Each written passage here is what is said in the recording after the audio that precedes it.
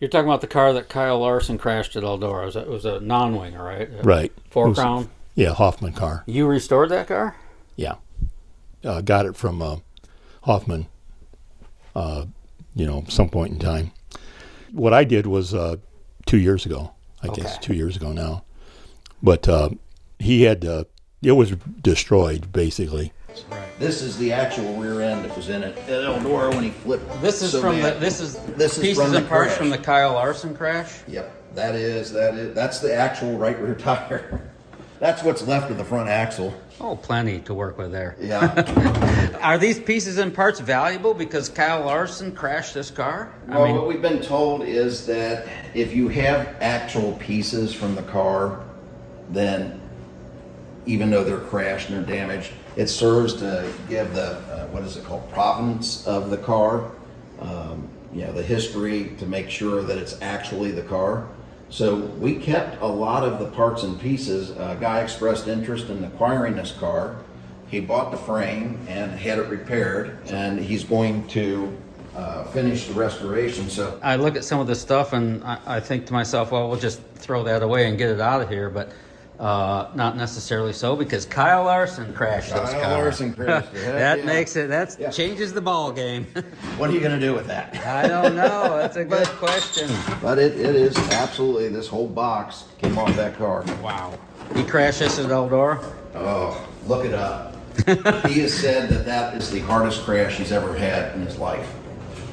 Good man. He was such a polite guy to work with, and just a true, pure, raw talent. He's amazing. I found out that it wasn't so much my talent that got us his wins, it was the fact that I just gave him a car that had four wheels pointed in the same general direction, and he did it from there. He's really that good.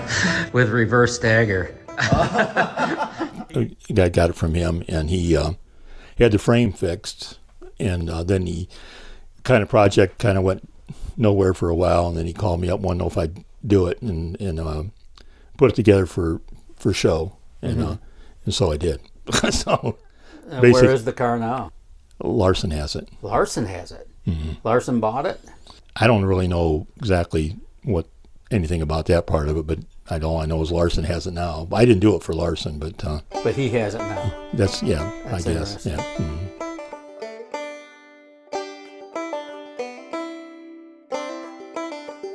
Can you just give me a brief history on this car, or what you know about it?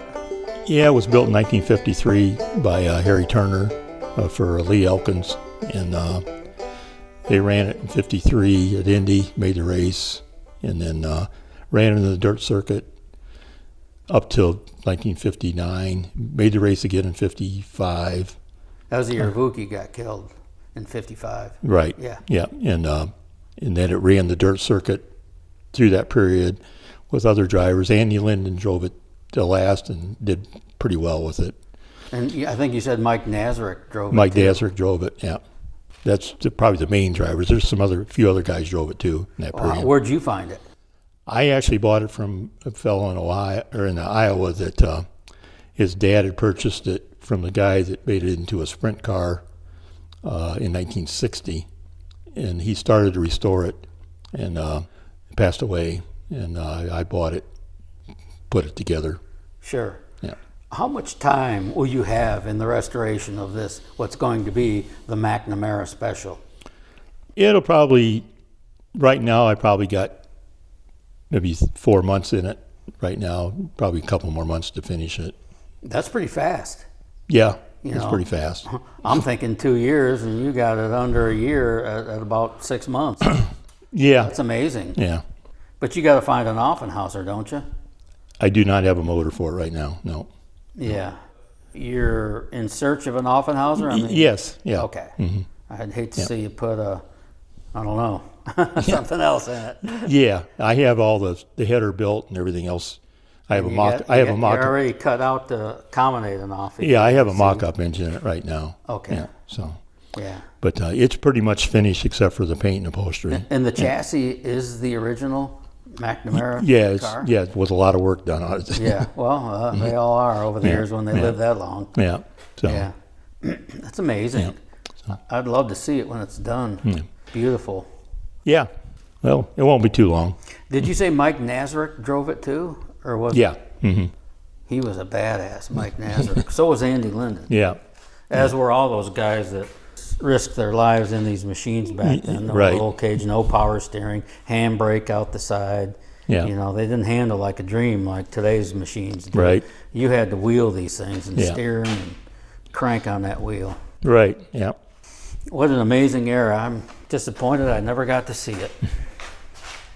These cars are just gorgeous. An upright champ car, dirt car, that ran on the pavement too. Well, ran at the Brickyard. Yeah. And the 53 and 55 Indy 500s. Yeah. And what do you know about this chassis here? It's a Grand King car. It was the Rhodes car. George Snyder drove it for several years, the beginning of the career. And after that, Larry Rice drove it and several other guys of that era, you know, when it was crashed in, I think, early 80s.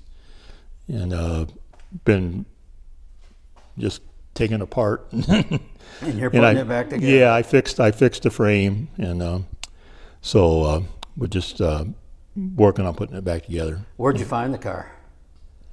It actually, a customer of mine actually got it from a guy down in Anderson. Okay. That's the thing, you know. I mean, you've restored 100 race cars over the years, so you've earned that reputation, and a very solid reputation. So people know about you and know what you do. So if they see something in a old barn somewhere, they might get a hold of you and say, "Hey, would you be interested?" Is that how it happens? It can, right? Yeah. Yeah. You just go by a lead, and people tell you about somebody, and you know, you just follow up. And there's not much out there anymore. Sure.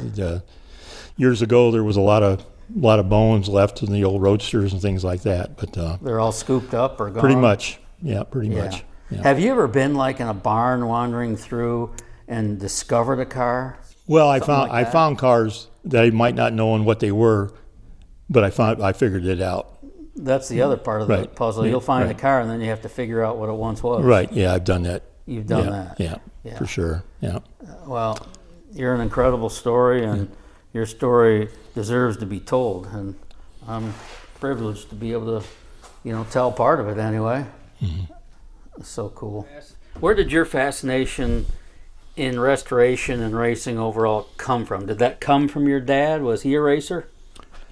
He had an early stock car. Really wasn't really a racer. After that, my mom wasn't into racing, so How did it happen for you? Where did you get bit by the bug? I just was always cars, Cars. always cars, and then early drag racing. That was Willys and that Gasser stuff. That was my initial, and then I actually just happened to cross an old Indy Car, and that kind of started the whole fascination with that whole deal, and so that was like 1975, and so after that I went from just doing body work, you know, that type of stuff, to gradually just doing more and more fab work and restoration type work. And Yeah, and your dad was a World War II veteran, yeah? right, yep, Yeah. How long's he been gone? 20 years. Okay. Yeah. Well, he lived a long time. Yeah, 20, yeah, a little more than 20 really, so, yeah. Yeah. And we were into soapbox derby stuff, actually won local races, But the Akron race was, what year was that? 62. Wow. Yeah. So you reach way back in, Yeah, in right. cars and wheels and all Yeah. the fascination that comes with it. This is the car that started it all. This is a two-man Indy car that was belonged to Leon DeRay, and that was my first vintage race car. And then I finished it. It was a Bulls car. This is And you sold it, yeah. I sold it. Yeah. And then that picture there, that's me and Brett at Indianapolis. That's the Rex Mays Gilmore car that I restored. Well, where is the car now? Dana Meekum has it. Okay.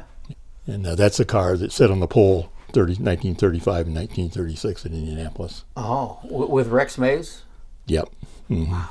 Probably one of the premier race cars, I'd say, in the country, as far as my Do you wish you would have kept it ever? Oh, definitely. Really? Yeah, That's definitely. kind of one that got away, huh? Well, it's all about the money at the time. Sure, I know you earn a living doing this. So Right. Yeah, that's I basically. understand the sale, Yeah. but Yeah. is it difficult at times to part with some of these cars that you put your It labor is. and love in? Yeah, it is. Yeah, it is. Yeah, there's no doubt about that. Yeah. Is that number one on the difficulty factor? I mean, you said you wish you still had it. Yeah, there's several cars like that I definitely wish I still had. But at the time, I do this for a living, so Yeah, you got to put it's bread not, on the table. it's not like right. That's the 57 car before the cage. Yeah. Mm-hmm. And we don't know who that is, but that is also the carbon. Right. That would have been like when Paul bought it, like that. And this is Harry Turner, Harry Turner. who built the 83 car, Yeah. the McNamara car that you're restoring. Right.